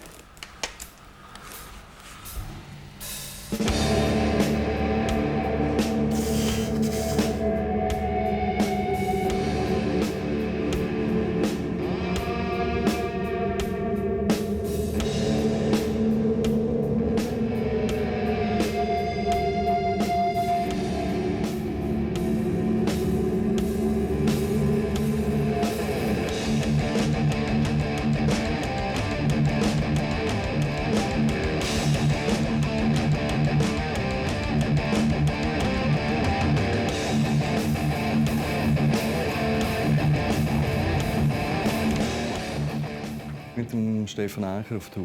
Das war eine extrem gute Erfahrung für mich.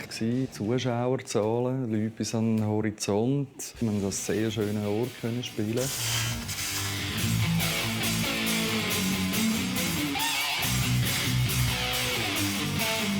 Frankreich war ein Ort, wo sie Fans hatten, immer ganz wirklich Fans, die sich um sie gekümmert haben. Die Fans sind an die Konzerte bei mir, um den Tommy zu sehen.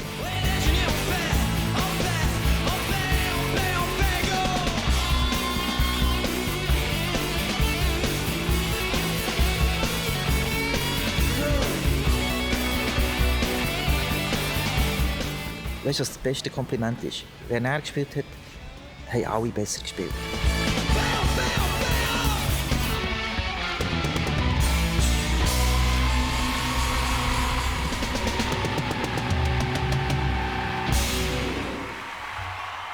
Nach 2 Jahren Tournee ist nicht nur der Tommy weitergezogen, meine Familie war kaputt. Es sind Leute gestorben unterdessen, die nahe waren, die wir nicht an die Beerdigung können, weil man irgendwo in Guyana auf der Bühne gestanden ist. Das ist ganz viel auseinandergegangen. Stefan ist einer, der immer die Sachen ändert. Er ändert immer die Band, dann macht er wieder etwas mit irgendeinem Orchester. Das ist alles in einem stetigen Wandel. Und die Seattle-Welle war dann nicht langsam auch vorbei. Und dann hat es mich dort nicht mehr gebraucht.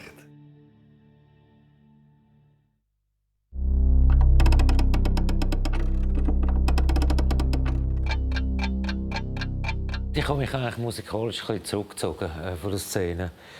Ich habe dann mehr daheim einen Sound gemacht am Kompi und bei gewissen Projekten mitgemacht, wo ich angefragt worden bin. Das ist ja mal noch, obwohl ich ja nicht Blues spielen kann, beim Swiss Blues Authority mitgemacht. Clockwork war eine Band, die wir ganz kurz mal hatten, zwischen Green und Compilation mit dem Lou. Das war unser Roadie, Lou Gubello. The Roadie. Das war eigentlich auch schon ein Bandmitglied die ganze Zeit.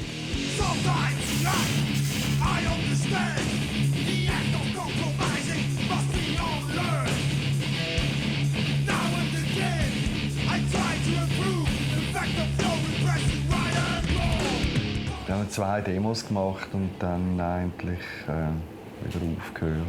Ich bin eingestiegen bei Parlinsong, das Projekt von Tom von Celtic Frost. Und hat eigentlich sehr gut angefangen. Es wäre eigentlich ein gutes Album gewesen.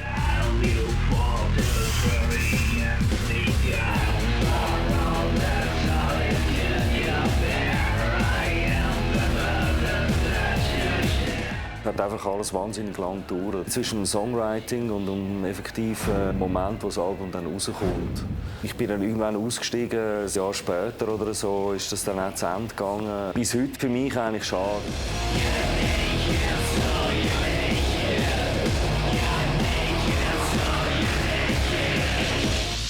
Nach dem Best-of, das Album, das Corona heisst, sind wir dann nochmal auf Tour gegangen. Ja, wir haben immer angekündigt, es sei die letzte Tour. Wir haben immer gute Leute an den Konzerten.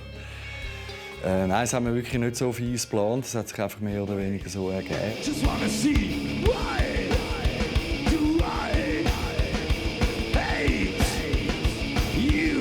Ich bin ja Gastmusiker da in dieser grossartigen Band. Gastmusiker in dieser grossartigen Band? Das klingt, wie wenn wir hinten dran stehen und so sagen, jetzt sag ich ja nichts Falsches. Ja, okay. Gut. Das war im 1996, wo Corona gerade ihre Funeral Tour gemacht hat, Abschiedstour. Ja, irgendwann hat sich aufgedrängt, dass wir das jetzt wirklich auch live im Sound haben, was wir auf Platten haben, dass es unumgänglich ist, dass wir einen Mann haben auf der Bühne, der das spielt mit uns.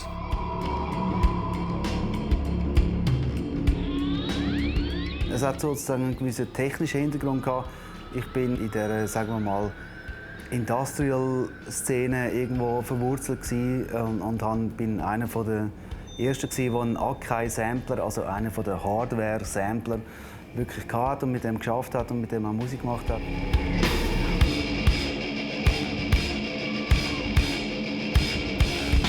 Irgendwann ist dann wirklich das letzte Konzert gekommen und das war in Deutschland, in Essen. Das ist die Heimstatt von Creator. Also, weil wir uns natürlich schon von früher gekannt haben, von Tourneen, sind sie schauen. Und dann habe ich schon ein bisschen mit dem Mille geredet und schon gemerkt, dass da so ein bisschen das Interesse vorhanden wäre. So bin ich dann bei Creator gelandet, schlussendlich. Als Tommy zu Creator kam, hatten wir nicht gerade unsere... Das war nicht unbedingt unsere kreative Hochphase. Tommy hatte einen schweren Stand, weil er vieles reparieren musste bei Creator. Es war nicht die produktivste und nicht die beste Phase der Band. Persönliche Probleme, musikalische Desorientierung und Tommy hat das sehr gut ausgeglichen. Also er hat uns gerettet quasi in der Phase, hat uns über diese Phase hinüber gerettet. Für Creator war das eben auch eine spezielle Zeit. Die haben also ein bisschen, der Mille hat, glaube ich, in dem Moment ein bisschen, genug vom knüppelharten Sound gehabt. Ich war sehr auf so einen englischen Waved Gothic-Trip. Mille hat dort vor allem Lust gehabt, so etwas Musikalisches zu machen. Er hat auch probiert, Melodien zu singen oder Melodien gesungen.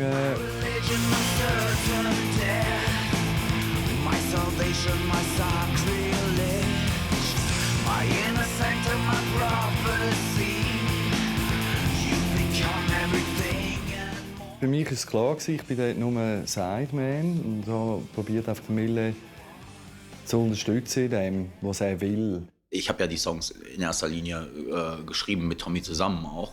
Allerdings war es das, was ich wollte. Ich habe trotzdem eine relativ wichtige Rolle gehabt, so vielleicht fast wie als musikalischer Leiter.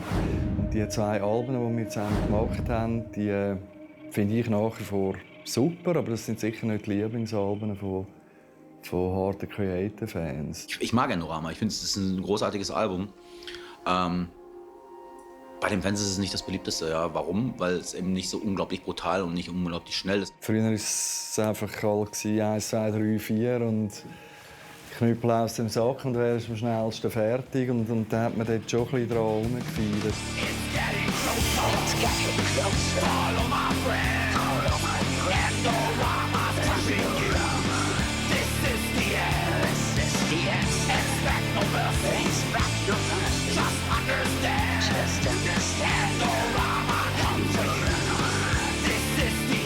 Endorama habe ich das meiste aufgenommen, ja, selber oder bei mir im Studio. Die Tourerei ist mir langsam ein bisschen auf die Nerven gegangen. Und auch nur Gitarre spielen. Also, Musik ist für mich etwas Gesamtheitliches.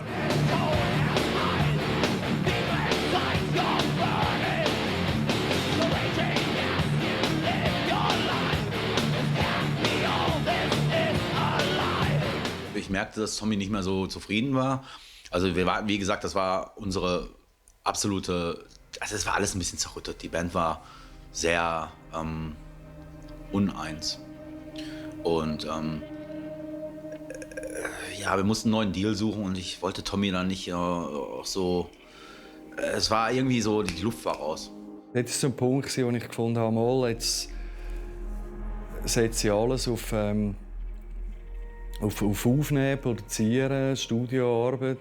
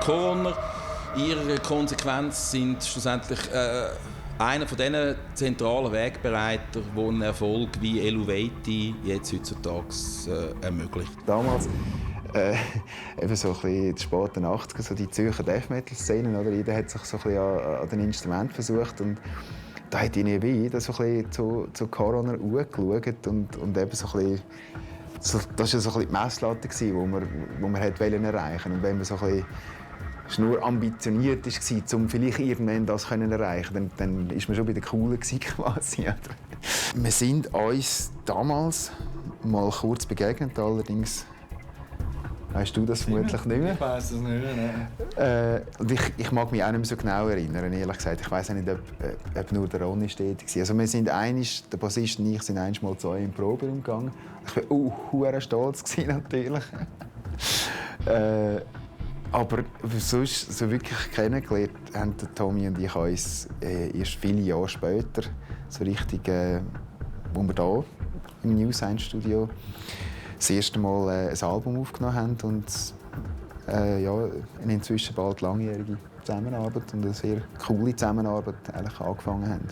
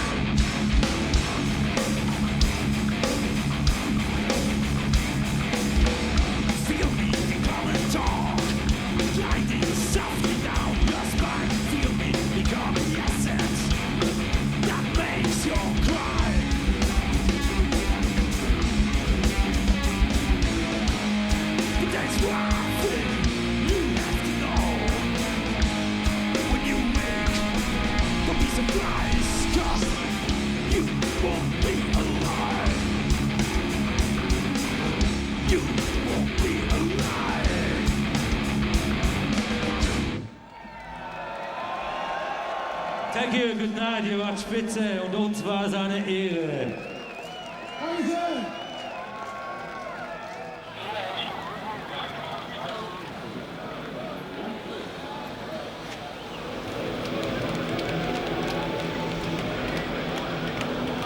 Ja, es ist schon viel mehr Erfahrung dahinter. Du kannst es mal ein bisschen von einer anderen Sicht sehen. Leger, lockerer. Ja, man kann es fast ein bisschen mehr geniessen, oder? Also, der Luxus von der Reunion ist ja, dass wir eigentlich nur das machen, was wir Bock haben. Beim Gig kommt das so ein bisschen über. Es ist dann so, ja, es ist nicht mehr so krampfhaft. Also bei mir persönlich, es ist nicht mehr so krampfhaft wie früher. Ich kann es eigentlich mehr geniessen. Geniales Gefühl so, ja. Also manchmal vor einem Konzert denke ich mir, warum tue ich mir das an? Oder? Weil man ist dann gleich nervös und Ding und Hektik und so. Und das Gefühl nachher ist einfach extrem geil.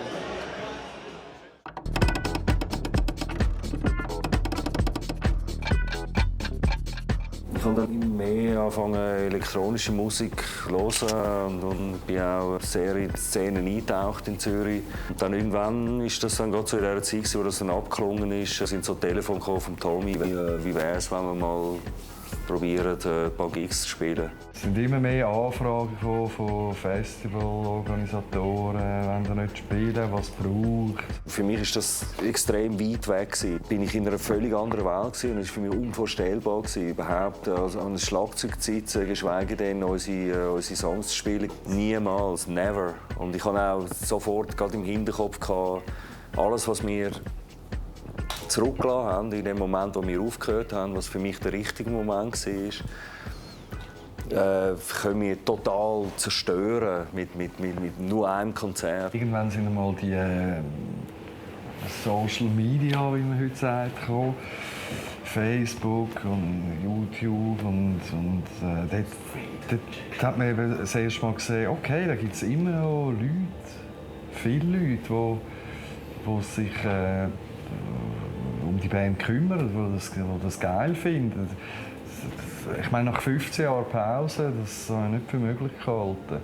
Das ist ein riesiges Kompliment für mich auch, junge Musiker zu sehen auf YouTube, die unsere Songs spielen.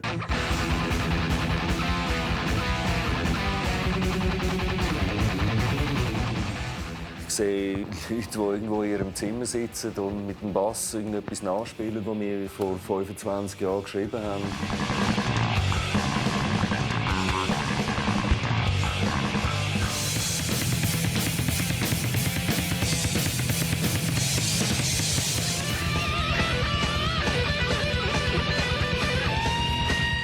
Es hat auch Bands, die unsere Songs covern.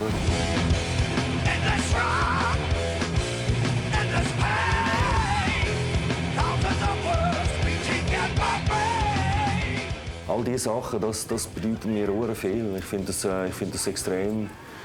Es berührt mich. Also ich finde das wirklich cool. Und ich habe irgendwie gemerkt, es hat tatsächlich Leute, die sich an uns erinnern. Es hat ein paar Jahre gebraucht und irgendwann gefunden, okay, ja, probieren wir es mal irgendwie. Ich war auch wegen mir ein bisschen skeptisch. Ich habe zuerst auch gedacht, das bringe ich doch gar nicht mehr an, nach so langer Pause. Spielen und singen.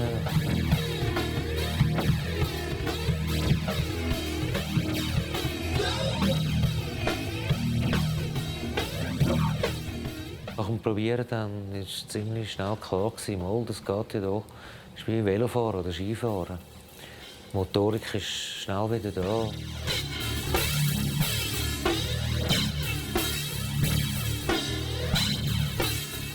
Uns war total bewusst, dass wir extrem viel versauen können, wenn wir jetzt noch mal spielen.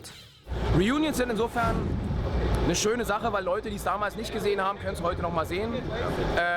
Wenn die Band nicht krampfhaft versucht, möglichst jugendlich zu sein oder irgendwas zu machen, was sie vor 20 Jahren waren und heute nicht mehr sind, dann wird es ein bisschen schwierig. Ich selber kenne das als Fan von anderen Bands, die irgendwann einfach aufgehört haben, die es nicht mehr gegeben hat, die dann irgendwann zurückkommen und es ist peinlich. Es ist nicht mehr so, wie ich es in Erinnerung habe.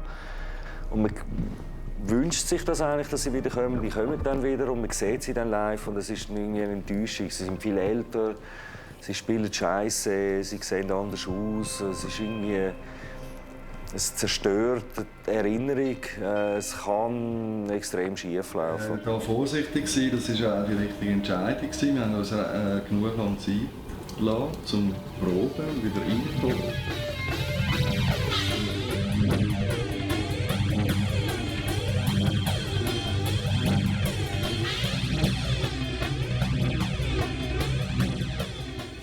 wir haben gemerkt, es geht, es kommt gut. Es hat, glaube ich, auch wirklich allen Spass gemacht. Und dann ist das erste Konzert mal angestanden. Und also ich habe es unglaublich gefunden, wie die Leute uns empfangen haben. After 15 years of dead silence, please welcome from Zurich, Switzerland, the one and only Corona!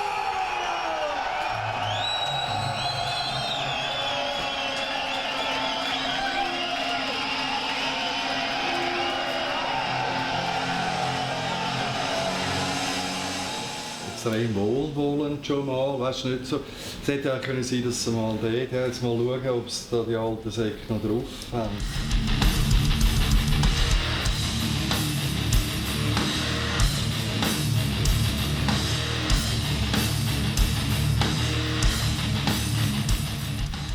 Und ich habe sie noch nie so gut gesehen, wie ich sie bei der ersten Reunion-Show gesehen habe. Im Les Docs war das, in Lausanne.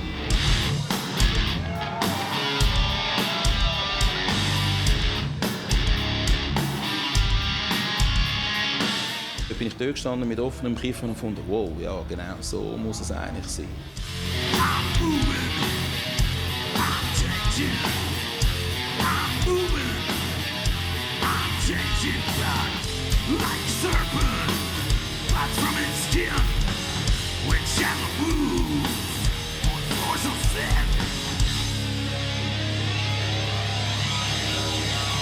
It's good to be back.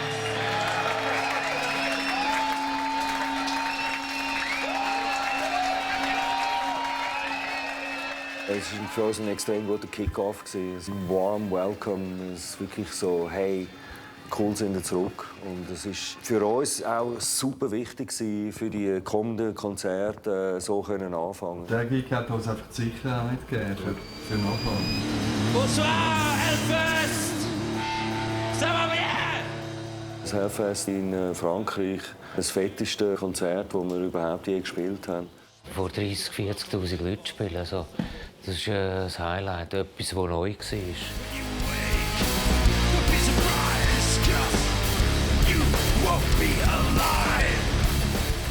Ja, um das zu bestehen, das war eine extreme Befriedigung. Ja.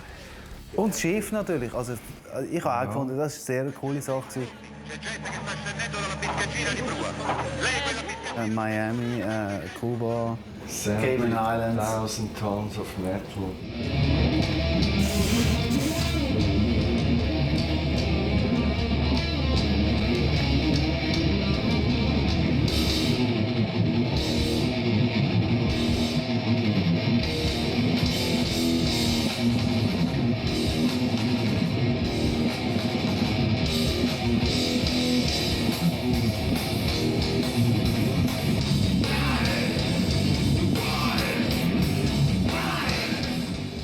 Sehr schön, sehr speziell. Das ist am besten, was ich gemacht habe.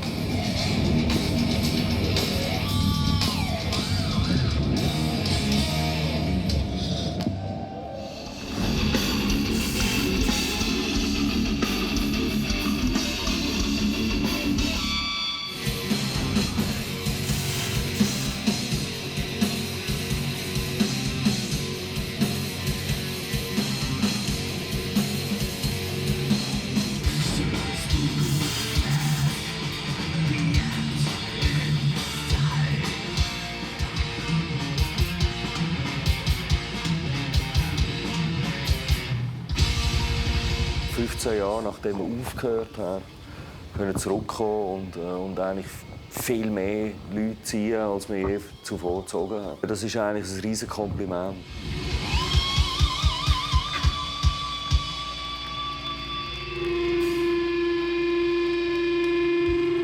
Was für mich das gigantische Manko war an der Corona-Reunion, war, dass sie kein neues Album gemacht haben bis jetzt. Bis zum Zeitpunkt von dem Interview gibt es kein neues Album. Das finde ich unendlich schade. Weil für mich hätten sie zurückkommen und der Welt zeigen, wir sind ja heute noch relevant, genauso wie es Celtic Frost auch gemacht hat. Wir sind nicht nur eine ältere Band, die Golden Oldies spielt, sondern fuck you all, oder? Die Bands, die halb so alt sind wie wir, fuck you, wir können es im Fall immer noch. Und so wird es gemacht. So musst du eine Reunion machen.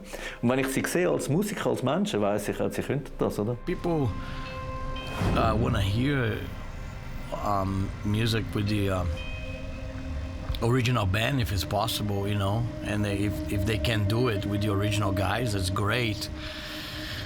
Now, creating new music, that's a sensitive area, because how can you get that magic back, you know?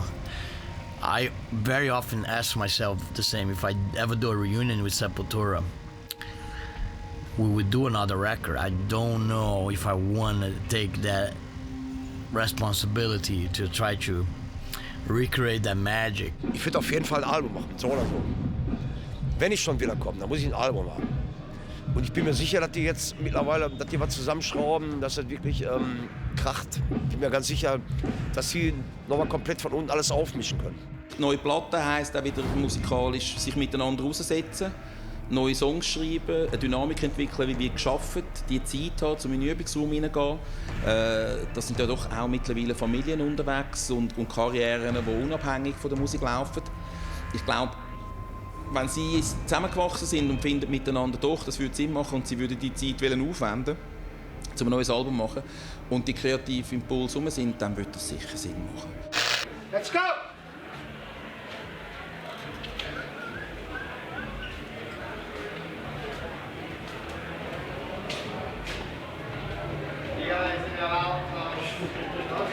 Viel Spaß. Viel Vergnügen. Cheers, viel Vergnügen. Mach's gut.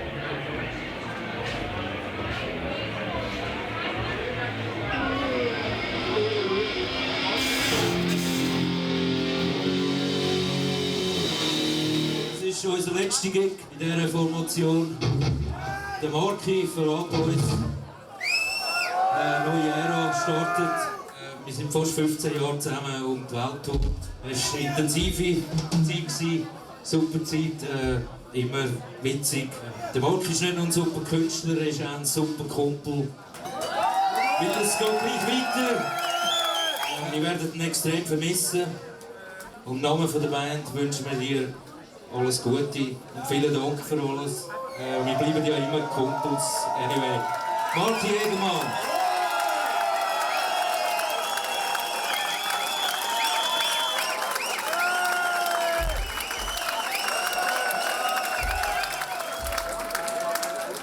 Es ist nicht in den letzten Monaten etwas passiert, sondern es ist für mich von vornherein gar nicht zur Diskussion gestanden, ein neues Album zu machen.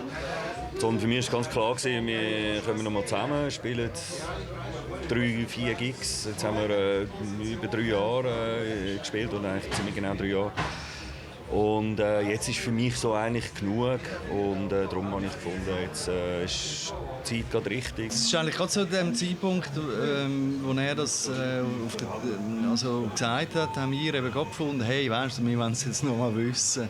Und es war eigentlich eine einfache Sache. Und dann haben wir gesagt, ja, okay, gut, dann müssen wir uns halt da trennen. Ich glaube, es ist der richtige Zeitpunkt zum Aufhören. Für mich ist es wie noch nicht fertig einfach. Es ist aber super, weißt, von Maki, dass er findet, hey, mach die weiter, und also, ich rechne ihm das extrem hoch an. Ich meine, er hätte auch können finden, ohne ihn gäbe es kein Corona-Album mehr. Das ist ein exzellenter Schlagzeuger, der jetzt nach mir kommt, und das ist rein von der technischen Seite wird sicher ein Fortschritt sein. Es gibt auch Leute, die finden, ja okay, wenn es Mark nicht mehr ist, könnt ihr auch gerade aufhören jetzt. Und ja, denen wird man es wahrscheinlich nicht recht machen. Für mich ist es gerade noch mehr, die Herausforderung ist gerade noch grösser. Ja, vor allem wenn es weitergeht, dann müssen wir jetzt etwas Neues bringen. Das ist eben das, was mich enorm reizt, auch. Neue Sachen zu kreieren, neue Songs zu komponieren. Mich nimmt es schaurig Wunder, wie tönt das jetzt heute. Weil wir haben alle recht Fortschritt gemacht, auch in den 15 Jahren, wo wir Pause gemacht haben wir uns entwickelt. Und das will ich wissen, jetzt, wie tönt das. Ich wünsche Ihnen viel Glück. Nein, ich wünsche Ihnen wirklich viel Glück, und ich hoffe, Sie versauen es nicht. Aber ich bin mir ziemlich sicher, dass sie weil sie wollen das selber auch nicht, und ich glaube, es kommt gut.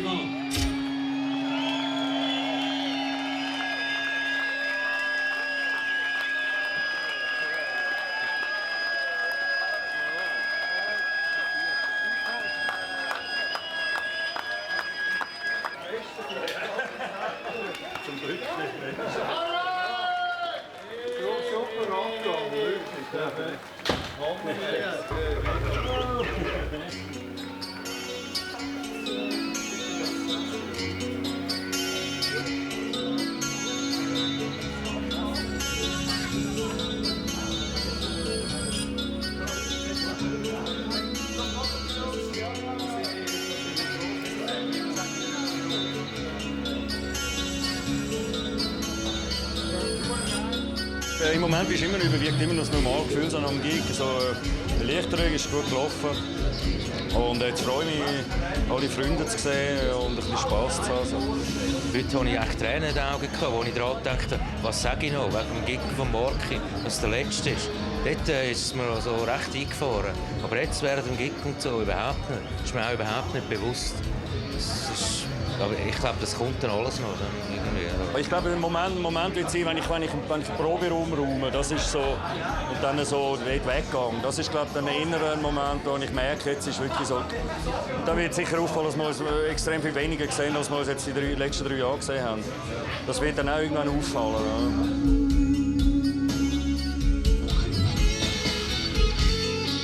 Ja. Marky ist der Representer.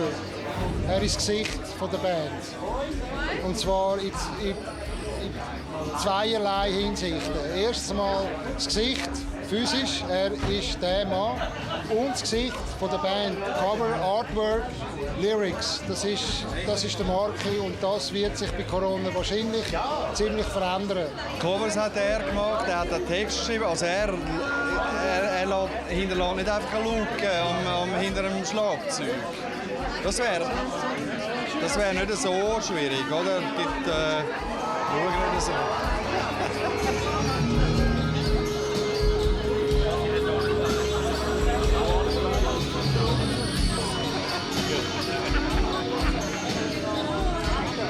Ja, ey. Brothers forever, oder? Egal, egal.